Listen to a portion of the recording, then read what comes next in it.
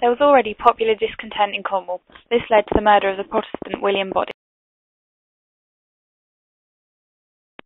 In 1549, the Cornish lower orders, fearing the Act of Uniformity was going to be imposed on them, rose in rebellion and set up an armed camp. In Devon there was an independent uprising. By the 20th of June, the Devon and Cornish rebels had joined forces and set up camp at Clifton St Mary.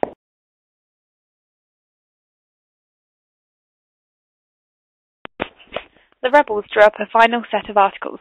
This included to end the changes that they claimed were taking place in baptism and confirmation, to restore the Act of the Six Articles, to restore the Latin Mass and images, to restore the old traditions like old holy bread and water, to restore the concept of transubstantiation and purgatory, and the return of Cardinal Pole from exile, and for him to have a seat on the King's Royal Council.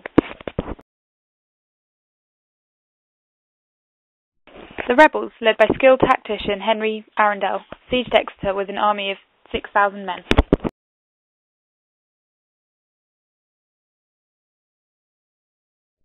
Lord Russell, who had been sent to crush the rebellion, was hampered by a shortage of troops and the lack of local gentry support.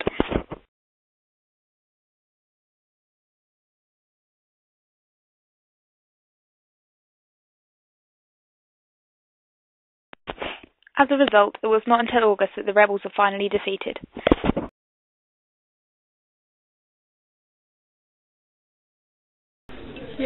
The Western Rebellion was the most formidable opposition to the Reformation that England saw.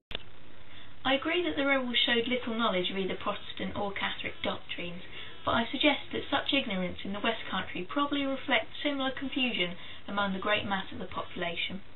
Whether this is true or not, these doctrines do show that in the West Country, at least many of the laity were still strongly attached to the familiar traditions of the old church.